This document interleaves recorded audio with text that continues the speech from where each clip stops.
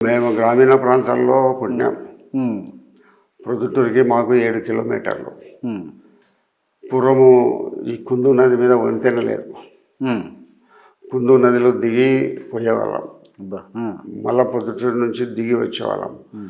రోజు నడుచుకుంటూ వచ్చి వారంలో 2-3 సార్లు పొద్దుటూరికి పోవడం రావడం జరుగుతున్న సందర్భంగా అంటే గ్రామీణ ప్రాంతాలలో వ్యవసాయం చేసిన కొంతకాలం నేను.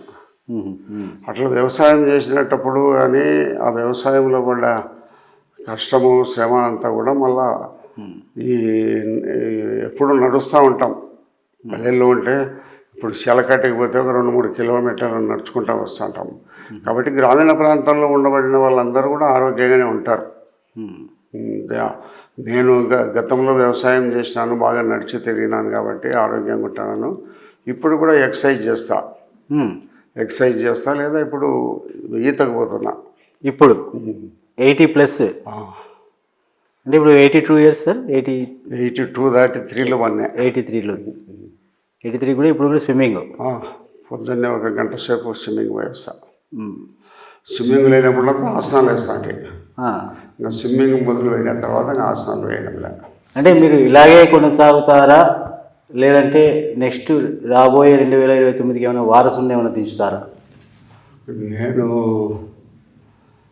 ఇప్పటికే నాకు 82 సంవత్సరాలు ఉండబడినా కూడా మా గౌరవ ముఖ్యమంత్రి చంద్రబాబు నాయుడు గారు ఏజ్ ఎక్కువ అని కూడా ఆలోచించుకోకుండా నేనైతే గెలుస్తాననే నమ్మకంతో ఆయన ఏజ్ను కూడా పరిగణలోకి తీసుకోకుండా నాకు టికెట్ ఇవ్వడం జరిగింది.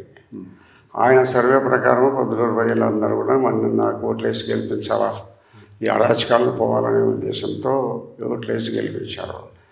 కాబట్టి తర్వాత 89లో మాట. అంటే ఇప్పుడు 2019లో సర్వే మీ మీద సరిగా లేక టికెట్ ఇవ్వలేకపోయారా, లేకుంటే ఏ విధంగా ఎందుకు ఇవ్వలేకపోయారు టికెట్? 2009లోనా? లాస్ట్ 2009లో అప్పుడు కాంగ్రెస్ గవర్నమెంట్ ఉన్నది కదా. 84 నుంచి 89 దాకా నేను కాంగ్రెస్ పార్టీలో ఎమ్మెల్యే. ఓకే. 2019లో టికెట్ నాకు ఇవ్వకుండా లింగారెడ్డిని అంతకుముందు ఎక్స్ఎమ్మెల్యేకి ఇచ్చినారు. ఆయనకు ఎన్నికల్లో తెలియచేసినాం. అంటే అప్పుడు ఆయన సర్వే రిపోర్ట్స్ అనేవి కరెక్ట్గా లేవంటారా? అంటే చంద్రబాబుకు కొంత ధీమా ఉండేది, ఎవరికి ఇచ్చినా గెలుస్తారులేమో అనే ధీమాలో ఉండి కొంత సర్వే ఉండబడినప్పటికీ కూడా జిల్లాలో ఉండబడిన కొంతమంది వ్యక్తులు అతనికి టికెట్ ఇవ్వాలని ఒత్తిడి వలన అట్లా వేయడం జరిగింది.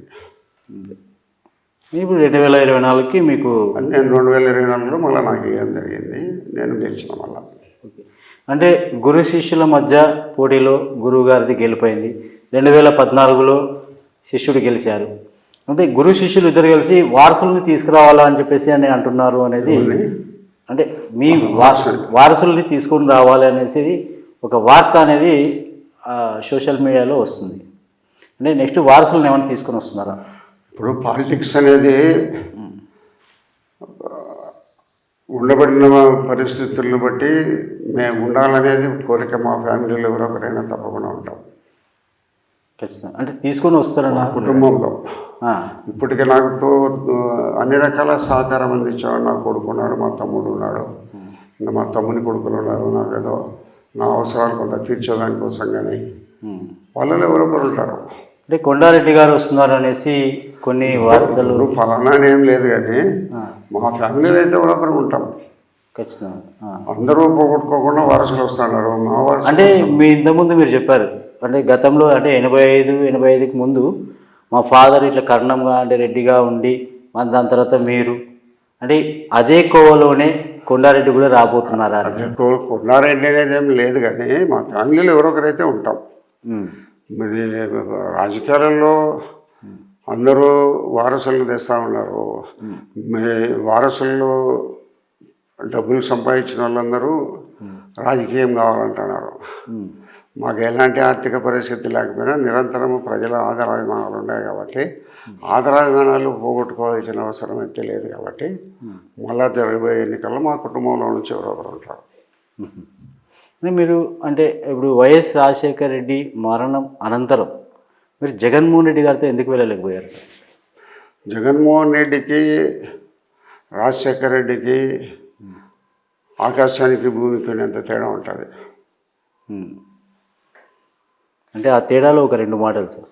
ఇతను మనుషులంటే లెక్కలే, మనుషులను గౌరవించే పరిస్థితిలే, కూర్చోబెట్టి ఇట్లా మాట్లాడదాం అనేదిలే.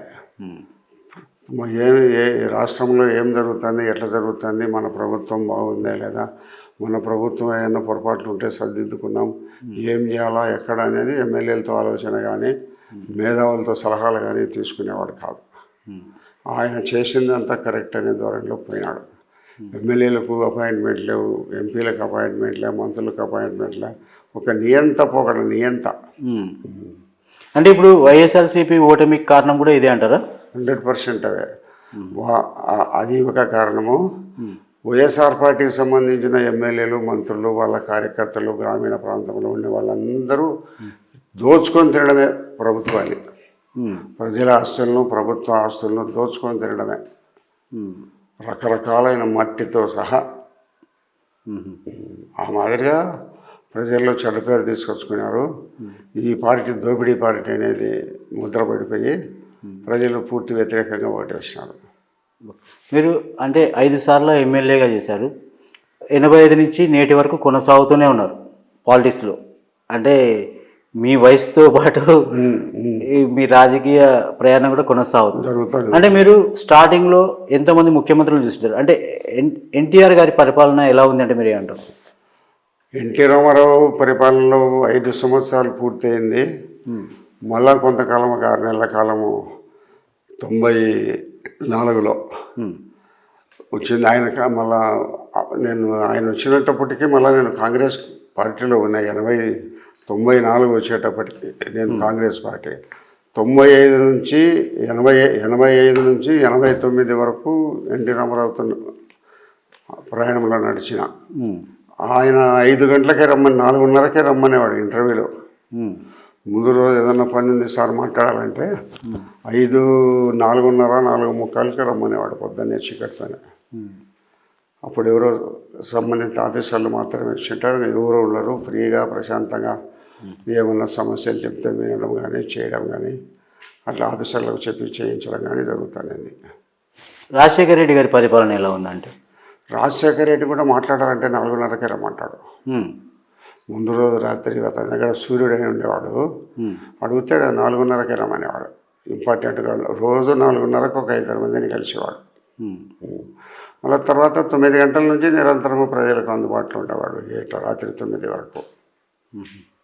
అంటే పరిపాలన కూడా అదే విధంగా కొనసాగింది.